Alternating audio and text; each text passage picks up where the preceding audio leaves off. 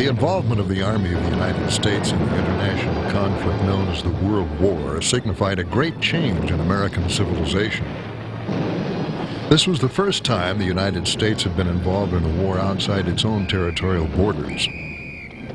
Other than the thousands of deaths suffered at the hands of the enemies, something else died during this war too. An innocence. As President Woodrow Wilson and the nation saluted the survivors of this war and mourned the dead, the nation grew out of its turbulent adolescence and into troubled adulthood.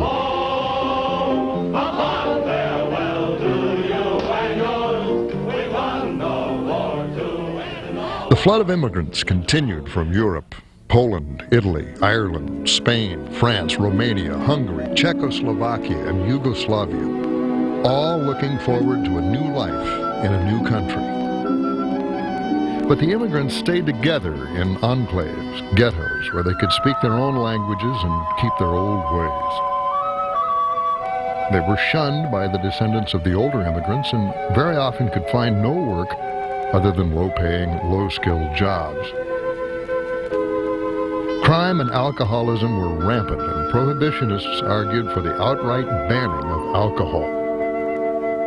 I have lived long enough to see the white-winged dove of Prohibition build her nest upon the dome of the captain at Washington and spread her bright pinions of peace and prosperity over our land from sea to sea and from the Gulf to the Great Lakes. And in the province of God, I'm going to live long enough to see America so dry you'll have to prime a man before he can spit. And I'll fight the saloon from Hawaii to Hoboken. And I'll kick it as long as I've got a foot. And I'll fight it and punch it as long as I have a fist.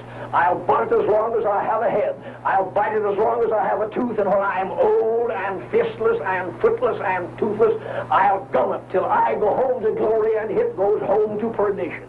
Simultaneous with the Prohibition movement was the women's suffrage movement. Though the movements were unrelated, many women's suffrage movement leaders were also prohibitionists.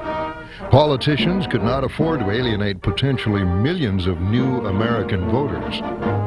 Eventually, American women got the right to vote, but they found themselves politically tied to people like the hatchet-faced, hatchet-wielding prohibitionist Carrie Nation. As would occur 60 years later, a well-meaning but school-marmish Democrat was voted out in favor of a likable Republican who told the public what it wanted to hear. Warren G. Harding endorsed Prohibition, but secretly drank and smoked cigars at all-night poker parties. However, he wasn't the only scofflaw in America. Many ingenious methods were soon devised to circumvent the outlawing of liquor. Public displays showed an ambiguity toward Prohibition, but the law enforcement departments, particularly Treasury, took its job very seriously, destroying stills publicly for the newsreel cameras. On local levels, law enforcement officials created huge bonfires in which crates of liquor were destroyed. In Chicago, Big Bill Thompson was elected as a reform candidate. As with many reform candidates in major city politics over the next 60 years, Thompson's reforms were largely superficial. As corrupt as any mayor has ever been, Thompson set the stage for Chicago to become one of the two major nerve centers for organized crime in America. The public liked him because he tried to keep taxes down. Of course, that meant less money for law enforcement, potential for law enforcement officials to become corrupt to supplement their own income. But taxpayers had a choice. They could pay higher taxes to hire more police, or they could pay lower taxes and take the chance of corruption running through the city. They made the obvious choice. From the Wrigley Building to the stockyards, from the Loop to Lakeshore Drive, Chicago was a town that was up for grabs. In New York, from the Bronx to the Battery, from uptown to downtown, Prohibition took its toll. The Great White Way seemed dimmed by the loss of champagne and whiskey. One man who promised to bring back some of the glamour was the master of the fix, Arnold Rothstein, Mr. Big, the prototype of the big city gangster. His main claim to fame was fixing the 1919 World Series, paying off ball players. Rothstein himself could make a fortune on a bet. He saw the power and money in providing illegal booze to a thirsty New York. This was the New York of Cole Porter and Irving Berlin. Stars like the Marx Brothers and Will Rogers were on Broadway. Shows like Ziegfeld's Follies and Earl Carroll's Vanities made Broadway the light of the city. The New York underworld reaped the riches from Prohibition with less violence and less publicity. And they changed with the times, too, which ensured that they'd last longer. At the beginning of Prohibition, Arnold Rothstein was a criminal with vision. He saw that the Prohibition laws were hardly enforceable. Men and women, rich and poor, were going to drink no matter what Washington, D.C. told them. But he sat out the first few months, letting others take the risks. When Detroit bootlegger Maxie Greenberg came to Rothstein for a loan, Rothstein had a better idea. Rather than dealing with high-priced Canadian smugglers, Rothstein proposed importing directly from French and British distilleries, then sneaking the booze on shore during the night using fast speedboats. This big business approach worked, and Rothstein became the most important liquor importer on the East Coast. But he bailed out after a year, returning to his first love, gambling. Despite the risks, there were plenty of guys willing to fill Rothstein's shoes. And Rothstein took several of them under his wing, teaching them the ins and outs of crime, teaching them to be presentable and how to be respected at posh Park Avenue parties and uptown clubs. These were guys from the mean streets of New York, the ghettos, the back alleys, Hell's Kitchen. Young men who watched their parents work in sweatshops 12 and 15 hours a day and grow old fast. People who saw firsthand the cheapness of life, the unfairness. Boys who grew up on the streets in the shadow of the L train, playing stickball and throwing dice in the backyard. They learned to be tough, to defend themselves, and also to defend their friends. They also learned rackets early, like pimping, protection racket. Knock over a newsstand and warn the newsie that it might happen again, unless you pay us. Men like Charlie Lucky Luciano and Meyer Lansky, both of them first-generation immigrants from Europe. Both of them had seen the rough side of life and learned under Arnold Rothstein's tutelage. They looked to him as a mentor, until Rothstein was killed in a poker game. But in the great tradition of American business, Rothstein's empire survived him.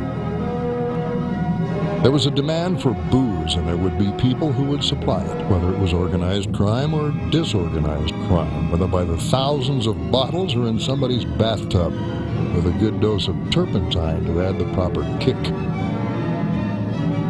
There were Jewish gangs, Italian gangs, Sicilian gangs, and Irish gangs. They flouted the law on land, air, and on sea. But a fertile corruption in society is necessary in order for crime to flourish and grow. And it all starts with the government. America had that breeding ground. Personally likable President Warren G. Harding turned a blind eye toward corruption and graft within his own administration. His Secretary of the Interior, Albert Fall, was thrown into prison for graft on a scale of millions of dollars, making the biggest bootleggers look like pikers in comparison. Another component needed in order for corruption and crime to grow is a large group of people who are unhappy with their position in society. The huge influx of immigrants that were streaming into America fit this need perfectly. Many of these new arrivals found the American dream was more myth than reality, and having nothing to lose, turned to crime to make at least their version of the dream come true. In the 1920s, the contemporary attitude toward immigrants was ambivalent. The biggest star of the early 1920s was Rudolph Valentino, who began his career in a film called The Four Horsemen of the Apocalypse. He went on to epitomize the Latin lover in films like The Sheik, The Eagle, and Son of the Sheik. Valentino established the prototype of the attractive immigrant. However, others like Niccolo Sacco and Bartolomeo Vanzetti were the reverse of that immigrant coin. They were the self-professed anarchists who believed all governments, particularly democracies, were evil. Like Valentino, they spoke with heavy Italian accents, but with accused murderers, this was sinister, not charming. The shoemaker and fish peddler were accused of 2 murders in the course of a 1920 bank robbery to finance anti-government terrorism. To the end, they professed their innocence, but after 7 years of appeals, they were executed. Judge Webster Thayer, who presided over the case, had his home completely destroyed by a bomb years later. The prohibition of the sale of alcohol in the United States, which sounded like such a good idea, was seen as a dismal failure. People would drink even though it was illegal, and that meant a nation of criminals. Even some of the most vociferous proponents of prohibition realized that all this was doing was creating a criminal empire within the continental United States. But changing the law again was not so easily done. Prohibition was not just a law, it was an amendment to the Constitution, and the Constitution is not easily changed or unchanged.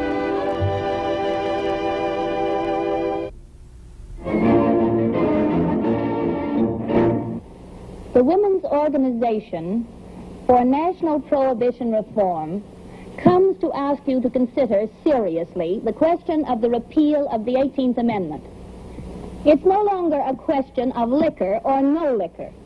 It's a question of racketeers or no racketeers. We believe that the 18th Amendment has failed, and failed badly. The 18th Amendment has delivered this nation bound hand and foot to organized crime. But then, as now, politicians had their own agendas. Rather than concentrate on the growing cancer of organized crime and its direct cause, prohibition, they were swept up in a wave of pro-American rhetoric. So-called subversives were rounded up and deported. Immigrants whose crimes were twofold. They had foreign-sounding names, and they thought the American system should be changed to protect all people. A young bachelor named J. Edgar Hoover first rose to prominence at this time as one of the most outspoken defenders of the all-American ideal. But all-American meant all-white, male-dominated, and Protestant. No blacks, Asians, Catholics, Jews, Italians, Eastern Europeans, or women need apply. And so these vast numbers of people were held by society in their ghettos and narrow neighborhoods. A career in crime remained one of the few ways to escape this invisible prison. And the few who made it big time tried desperately to aspire to what they saw as class. Al Capone, for instance, had no more than a 4th grade education, but he grew to love opera. The dinner jackets and the gowns, the vast theaters, the orchestrations. This was class.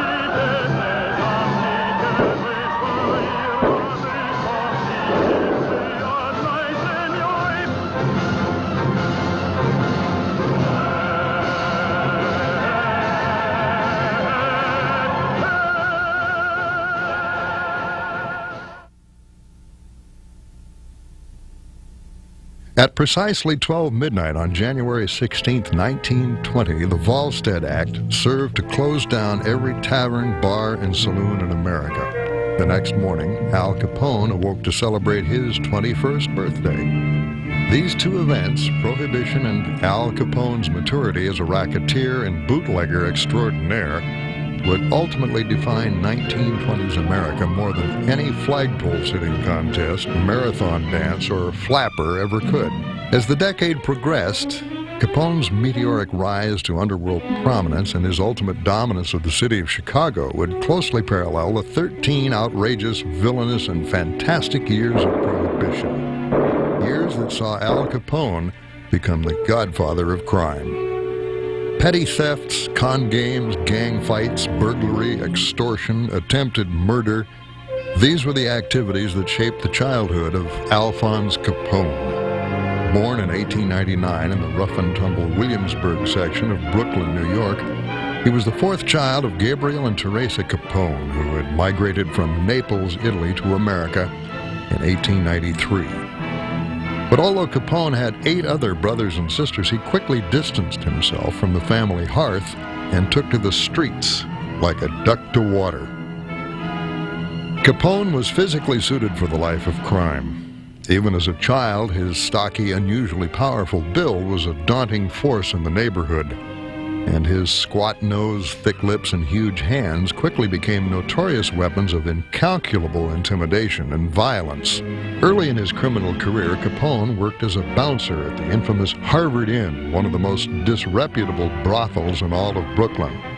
One night on the job, Capone made an unkind remark about a female customer standing at the bar. The woman's brother, underworld figure Frank Galucco, heard what Capone said, pulled a knife and slashed the youthful bouncer, leaving 3 nasty, indelible scars on the left side of Capone's face. Capone's resultant nickname, Scarface, became his trademark for life, although he tried valiantly to hide the hideous wounds with daily applications of talcum powder. But while Capone's appearance fit the classic mold of the streetwise hood, it was his brilliantly sinister mind that distinguished him as a force to be reckoned with within the netherworld of the criminal underground. While still a teenager in Brooklyn, Capone joined up with the powerful Kelly's 5 Points gang run by Paolo Vaccarelli, alias Paul Kelly.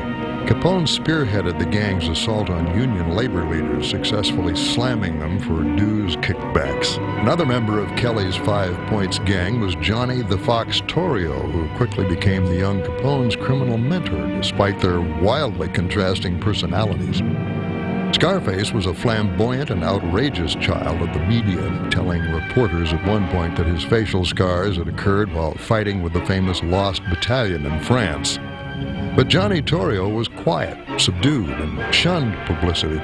And while Capone was arrested and prosecuted on a regular basis throughout his youth, Torrio successfully avoided the authorities and was the only criminal kingpin to emerge from the vicious street gangs of New York without earning a police record.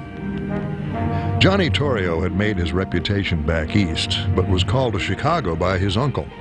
His uncle owned 35 whorehouses and 2 high-class brothels and was being blackmailed by some black-handers and needed some muscle. Torrio's uncle was Big Jim Colosimo.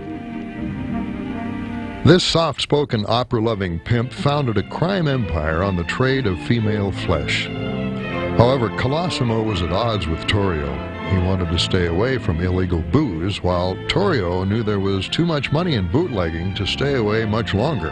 Torrio immediately sent for his protege, Capone, who emigrated to the city he would soon come to rule. But for now, Big Jim was still in charge. Soon, things would change. With a bang. Booze had been a part of the American experience since before the Revolution. Indeed, one of the most famous battles of the Revolutionary War was the Battle at Brandywine. The outlawing of alcoholic beverages did nothing to stem the natural human urge for altered states of consciousness. Booze became ridiculously expensive. After Prohibition, the cost of a 15-cent shot of whiskey shot up to 75 cents. This meant extraordinary profits for those who would be willing to take the risk of federal and local police taking everything away. This was a risk that Big Jim Colosimo did not want to take. He had a nice wife and a nice girlfriend. He was doing very well with his whorehouses throughout Chicago, and he even opened a legitimate enterprise, Colosimo's Cafe at 2126 South Wabash Avenue. Here, amidst old-world splendor and gold and crystal chandeliers, one could meet celebrities like gangster Dion O'Banion, writer Ring Lardner, or the opera singer Enrico Caruso. Colosimo saw no percentage in getting into another racket entirely. He knew nothing about the import or export of alcohol. He knew only that you could buy it when you needed it, and you could get plenty of it. All of his brothels and his restaurants served alcohol, but he let other chumps run the risk of supplying it. But Johnny Torrio was ambitious, and he saw the situation another way. Alcohol was very inexpensive to produce, and as it was illegal, extremely profitable to sell. If you could corner the market, not only in retail but in wholesale, you could make a fortune. Torrio wasn't the only one who realized this. Chicago was only a microcosm of the nation. From the largest cities to the backwoods stills, alcohol became big business. A business big enough that human life meant very little.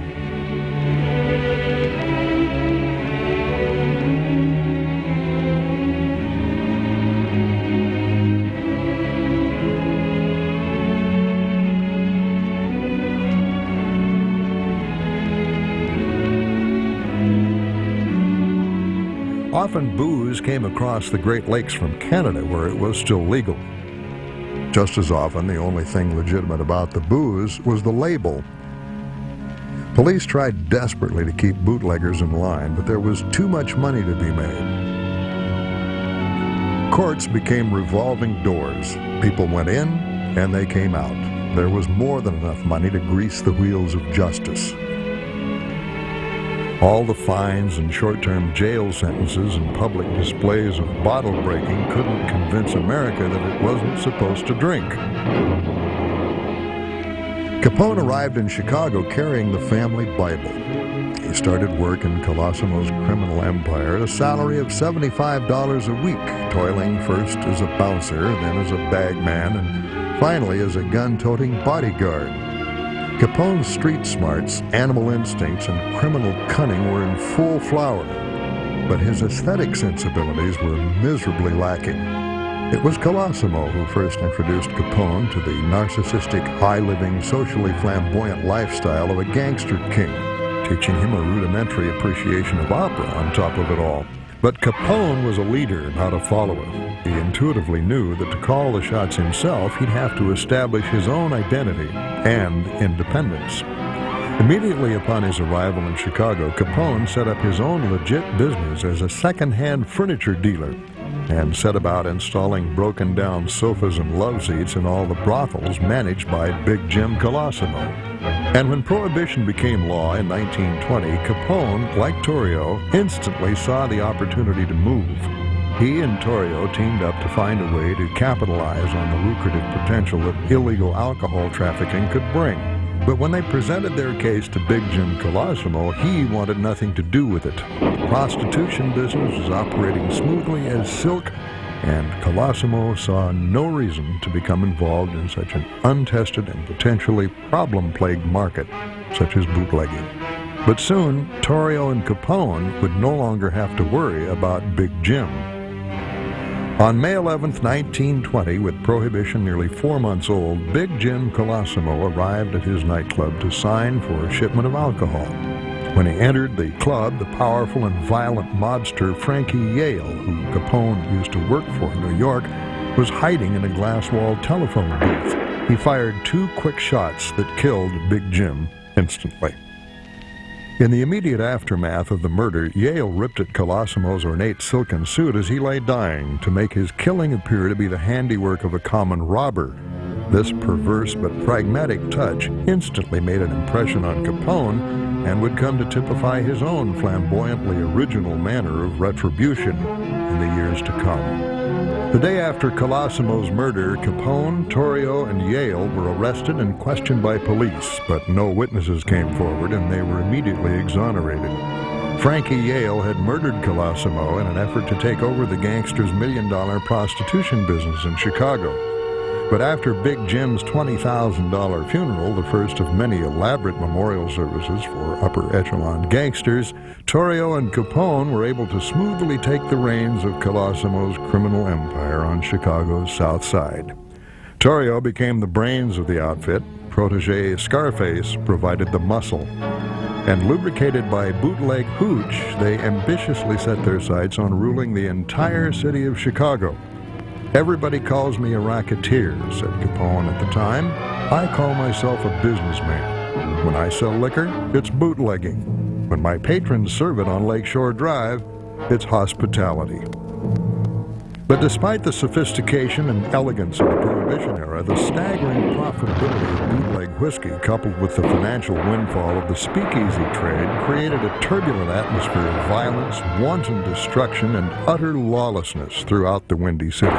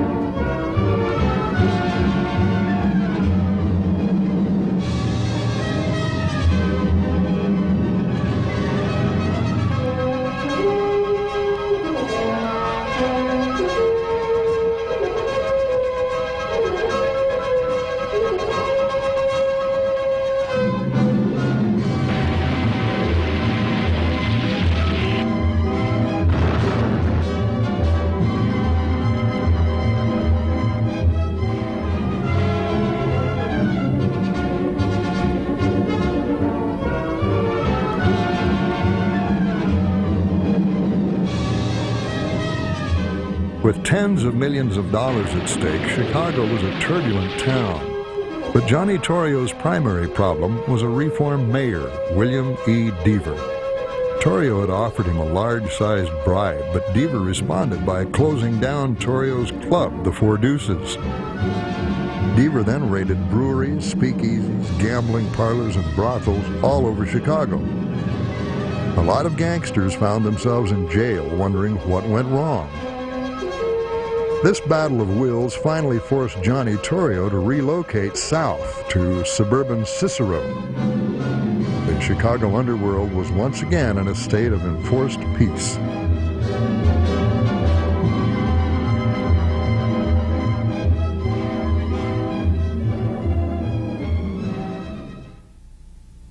Eventually, the Torrio-Capone mob set their sights on the more lucrative north side of town and the massive brewery and distillery operations of legendary mobster Dion O'Banion. The threat of full-scale gang warfare on the streets of Chicago loomed menacingly. O'Banion was an Irishman through and through who hated the Italians Torrio and Capone with a blistering passion. Though his image was far from benevolent, O'Banion was publicly known as a regular churchgoer. His motto was, "My money goes to those who need it." And true to his word, he had food, clothing, and furniture delivered every week to the decrepit tenement districts in his North Side territory. But while O'Banion's outer appearance was charitably gratifying, he secretly wore 3 guns at all times in specially sewn pockets in his pants in order to further his deep-set criminal ambitions. In 1924, O'Banion hatched a wicked scheme to take the Italians for all they were worth. He called Johnny Torrio, offered to sell him a North Side brewery for $500,000, and waited for the South Side mobster to take the bait. Torrio did. Just days later, the transaction was concluded. Police, purportedly on O'Banion's payroll, burst into the brewery, took Torrio into custody, and closed down the massive distillery. When Capone learned what had happened, he instantly took action. On November 8, 1924, 3 of his hired guns walked into O'Banion's flower shop and fired point-blank at the gangster kingpin. O'Banion fell, mortally wounded, into a bucket of flowers. At O'Banion's funeral, which featured thousands of dollars worth of bouquets from the very shop in which the mobster was murdered, Jaime Weiss, a close ally of O'Banion's, reportedly cried and vowed on the spot to kill Johnny Torrio and Al Capone. 2 months later, after unsuccessful attempts on both Torrio and Capone, Weiss succeeded in driving the mild-mannered Torrio out of town. The Fox settled for a more easygoing life back in Italy. The move left Al Capone, at the age of 25, with everything. He was suddenly the undisputed king of Chicago's South Side and held a specially reserved box at the Opera. Setting up operations at the lavish Lexington Hotel, Scarface hung a picture of George Washington, his hero, on the wall, and purchased a luxurious retreat in Palm Island, Florida. But Capone's attention was ever focused on the lucrative North Side operations of O'Banion's successor, Jaime Weiss, and Scarface mapped out an ambitious plan of attack. But Weiss struck first. On September 20th, 1926, as Capone was having coffee in the restaurant of the Hawthorne Hotel, Weiss materialized with his chief hitman, Bugs Moran, known as the Shootin' Fool, and 8 carloads of fellow machine-gun-toting torpedoes. Raking the hotel with bullets, Jaime's men succeeded in destroying every window in the place. Miraculously, no one was killed. Capone emerged from the shooting unscathed and called for a public truce with Weiss. But privately, Scarface had other ideas about Jaime Weiss and his gang. "Those bastards are dead," he yelled to his minions. "They're all dead, do you hear me? Dead, dead, dead." Capone examined his squadron of 400 employees, selected his 4 top guns, Frank Diamond, Frank Nitti, John Scalisi, and Albert Anselmi, and set them off on a clandestine journey to the North Side. Once there, they quietly rented an apartment that looked directly into Jaime Weiss' headquarters, mounted machine guns, and waited for the Mob King to show himself. He finally did on October 11th, 1926. Weiss and 3 of his bodyguards emerged from a touring car on the avenue below. Capone's 4 hitmen couldn't wait. They pointed their weapons down at the street and opened fire, and added Jaime Weiss to the lengthening list of hapless Capone victims. Explaining the hit later, Capone said, "40 times I've tried to arrange things so we could have peace and life would be worth living, but Jaime Weiss couldn't be told anything." With Weiss out of the way, Capone controlled every major vice racket in the city of Chicago, and quickly cutting politicians and policemen in on the outrageous bootlegging profits, Scarface set about becoming a legitimate power broker in the city as well. A previous mayor of Chicago, Joseph Plena, had once been pushed down the stairs of Town Hall by Capone, who was never arrested for the assault. But Capone didn't want to just steamroll politicians. He wanted to own them. With this in mind, Scarface ingratiated himself with the Republican politico Big Bill Thompson and set the Capone machine in motion, patrolling Chicago's poll booths to ensure Big Bill's election to the mayor's seat. The year was 1927. Charles Lindbergh had just completed his historic flight across the Atlantic, and Al Capone was at the pinnacle of his criminal career. With his syndicate firmly in place, with bootlegging, prostitution, and gambling doing bigger business than ever, and with Big Bill sitting in the mayor's office, Capone's profits soared to a cool $105 million a year. But as the 1920s drew to a close, Capone sought to expand his operations even further. He would eventually own an estimated 10,000 speakeasies in Chicago alone, and would completely control the bootlegging industry from Florida to Canada. With such outrageous profits came outrageous attempts on Capone's life. Scarface took refuge in an elaborate armored office that took up a whole floor of the Hawthorne Hotel. He rode about town in a massive bulletproof McFarland limousine, specially built at a cost of $12,500. It was preceded by an armed car 1 block ahead, and followed by another 1 block behind. In the late 1920s, Bugs Moran, a shootin' fool, was the only real threat to Capone's empire. Scarface decided to do something about it. On February 14th, 1929, St. Valentine's Day, A small group of men wearing police uniforms arrived at Bugs Moran's bootleg headquarters and lined up 7 of the upper echelon Irish mobsters who were present. Bugs himself, arriving late, saw the policemen enter the distillery and decided to hide out until the officers made their arrests and left. But the men inside were actually Capone's henchmen, and they weren't interested in arrests. Instead, they lined the 7 thugs against the wall. But one of Moran's men smelled a rat. Seeing the plainclothes policeman with machine guns, one of Bugs' men said, "Hey, you guys ain't cops." But it was too late. It was murder as brutal and cold-blooded as any in U.S. history.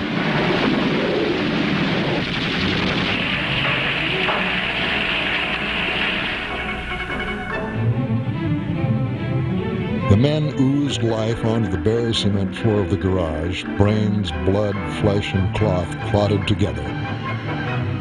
Adam Heyer, Frank Foster, John May, Al Weinshank, Frank Clark, Frank Gusenberg, and Pete Gusenberg. The only survivor of the St. Valentine's Day Massacre was a German Shepherd dog tethered in the corner. Its whimpers and cries finally alerted neighbors and the police to the horror in the garage at 2122 North Clark Street.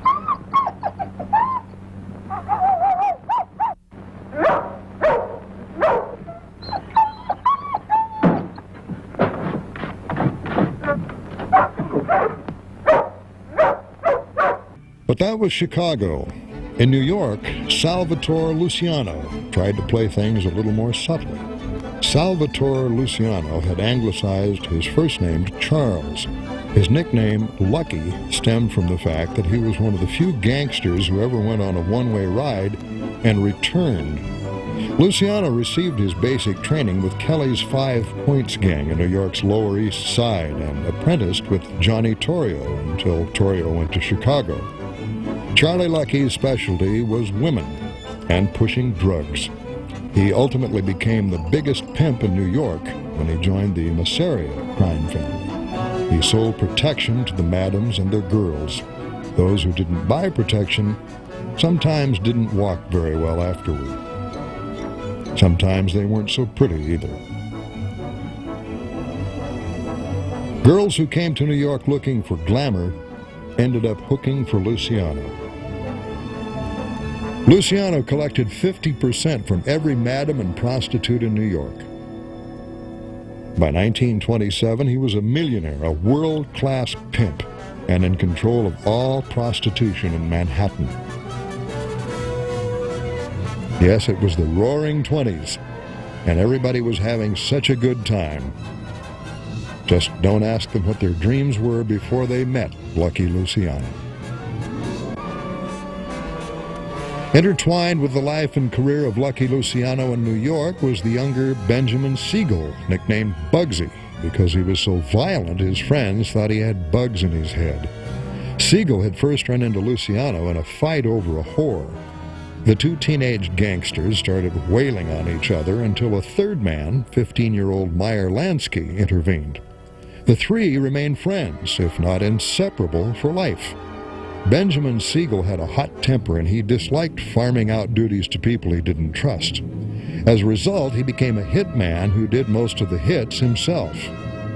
This retentive nature would serve him well in certain crime enterprises at the early stages of his career, but would eventually prove his undoing. There were few ways to get out of the slums, but people like Lucky Luciano, Francesco Saviera, alias Frank Costello, Meyer Lansky, an anemic Jew with a head for figures, and Bugsy Siegel used their individual attributes to claw their way uptown. In these days, before organized crime was primarily taken over by the Italian mobs, the Bugs Meyer gang was well known for Bugs providing the brawn and Meyer providing the brain. Along with bootleg booze and other of Bugs' specialties was the protection racket, setting fires to places and then collecting insurance against future fires. The extortion and protection rackets were kept in place by the well-cooked bomb. No business was too small or too large. Most businesses paid their tribute simply to stay out of trouble. Those who refused paid a much higher price, complete loss of their livelihood. This kind of fear was the prime ingredient for the success of the protection racket. It was sort of like private insurance in reverse. Pay us or we'll make sure something terrible happens to you. It was a scam that went back to the days of the Black Hand. Most businessmen caved into the protection racket. Those who didn't, if they were lucky, had their places bombed when nobody was there. A black powder bomb was easy to make, and it could even be carried in a lunch pail. You either paid for protection or you got bombed. Not even defense factories during World War II were immune. Mafiosi were as patriotic as anybody, but business was business. Siegel admired Lansky's brains and treated him almost like an older brother. Lansky respected Siegel in turn and was fond of him. Even Luciano liked having Bugs around. He was a good guy, said Luciano years later, but such brotherly warmth was conditional. When it came down to business, everyone, regardless of ethnic background, became ice cold. Siegel was one of the coldest of the bunch. With a .45 in his hand, his baby blue eyes could turn to steel in a moment. According to legend, once he was playing poker with a friend who thought he was cheating. He plugged him, then sat the corpse up and plugged him again. Bugsy liked the company of women. The gaudier, the flashier, the better. But he wasn't above rape. He was arrested by New York police in 1926 for attacking and beating a woman. The file on his arrest was conveniently lost, but the mugshots remained. The case was dismissed for lack of evidence when the witness, terrified out of her mind, refused to testify. Bugsy and 8 of his friends were rousted at the Hotel Franconia in November of 1931. This was basically an example of Bugsy Siegel spreading his social wings, and the New York police clipping them. Lansky and Costello and Luciano were not the only gangsters to enjoy nightlife in the roaring 20s in New York. Jack Legs Diamond was continuously in the newspapers. He had been Arnold Rothstein's chief enforcer, and he enjoyed his work. There were a lot of people who seriously thought Legs Diamond couldn't be killed. He'd been shot on at least 3 occasions and had been riddled with bullets, but had lived to tell the tale. Diamond was primarily a racketeer who got his start in the garment industry. He later moved into dope. Legs Diamond was as at home in Manhattan as he was in New York's Catskill Mountains, where he had a highly guarded retreat. As with most of his fellow gangsters, Legs had an impressive list of offenses, but nearly every charge was dismissed for lack of evidence. Witnesses didn't like to say anything bad against him. Even when a punk kid like Louis Cohen was charged with a shooting on behalf of Legs, he had murdered kid dropper Nathan Kaplan and another gangster, the young Louis Cohen kept quiet. In the end, Legs Diamond proved as mortal as everyone else. In 1931, in his retreat in Albany, New York, unknown gangsters found him while he was asleep and blasted him full of holes. Charlie Entrata, the head of Legs Diamond's goon squad, took revenge in the usual gangland fashion, but his vendetta came a little too late for Jack Diamond, who headed to the cemetery legs first. In Chicago, the dismal end of the 20s big-time gangster boss Bugs Moran was particularly pathetic. Moran had inherited Deanna Banyon's gang on Chicago's North Side and was the major character in the bootleg war between the Irish and the Italian families in Chicago. But the St. Valentine's Day massacre wiped out Moran's power. However, he was able to exact some small revenge on one of the St. Valentine's Day murderers, Machine Gun Jack McGurn, who was hit in 1936, on the eve of St. Valentine's Day. Moran himself was never a force in the underworld after that. He turned to petty crimes, kidnapping and small-time robberies. He died in prison in 1957. Whether in a barbershop chair, driving in a car, or sitting at home, many gangsters ended up dead because they crossed the wrong guy. Generally, it was straightforward. Murdered because of a vendetta, or to keep somebody silent who might squeal, or to take over new territory. Anyone who thinks that the 1980s and 90s are blood-filled should take a look at newspaper photographs from the time. No place was safe. Not a man's home, nor his office. Revenge was swift, sure, and bloody. But sometimes it took bizarre and ironic twists. 12 slugs from a high-powered rifle spelled the end of Louis L. Terry, a lunatic who had once executed a horse. Rooftop snipers were one of the most effective ways of knocking out an enemy. Gambling boss Danny Stanton got his in a more personal way. Thugs walked up to him in a saloon and emptied their guns into him. Powerful beer baron Joe Santos was also pushed out of the limelight. Santos sat impoverished in a police station after being beaten in a drunken brawl. Somebody had splintered a guitar over the old gangster's cranium. Battered and torn, he himself was charged with disorderly conduct. After that, Santos was never the same. The murder of beautiful blonde Estelle Carey, girlfriend of the mob, shook the underworld. It was one of the most cold-blooded and bizarre of gang murders. The beautiful Dice Queen was found blackjacked to death in her fire-swept apartment. The story goes that this beautiful model in Gangster's Mall knew too much about the gang's extortion racket.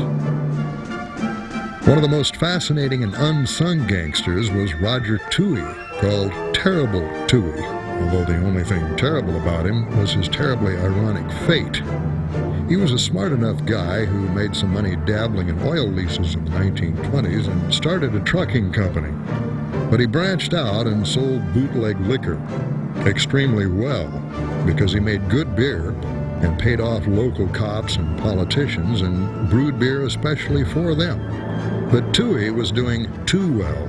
Al Capone got wind of his success and decided that Des Plaines, Illinois was too close to Chicago for the competition. Capone sent a number of goons down to Toohey's area, but they reported back that Toohey's gang was incredible. Dozens of guys, heavily armed. Capone's men even reported back that Toohey had threatened Capone's life on a phone call they overheard. But the fact was, there was no Toohey gang.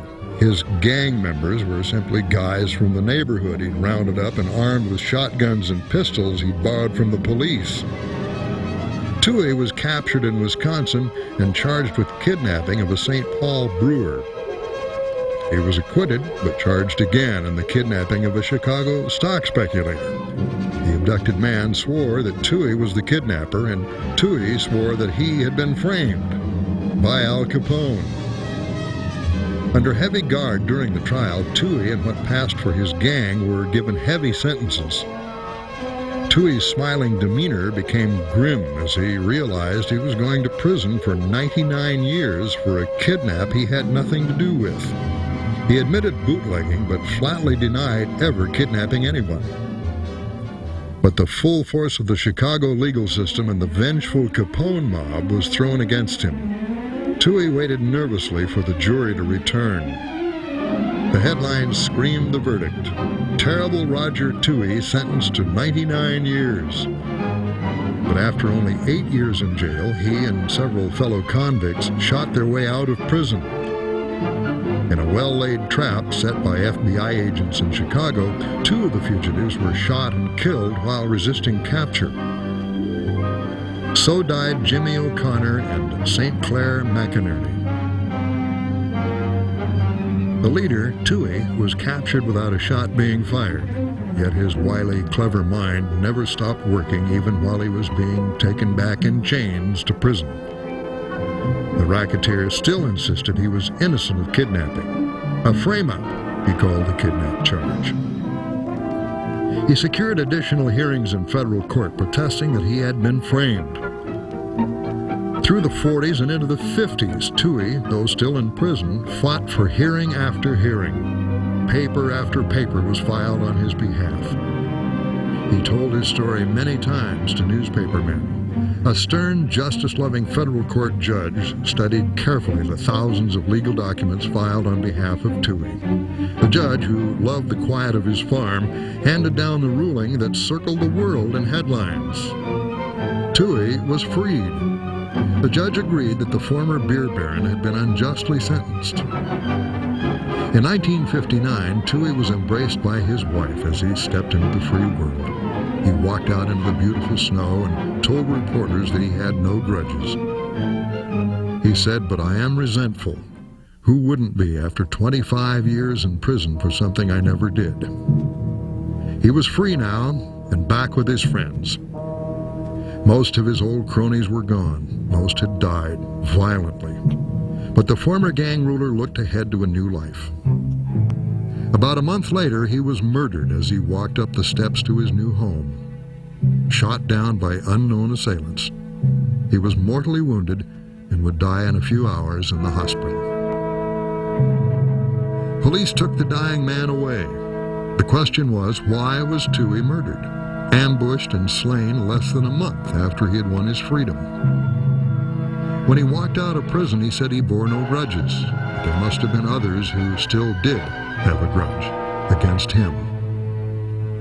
Did the now aging Toohey still know too much? Did the mob still fear terrible Toohey?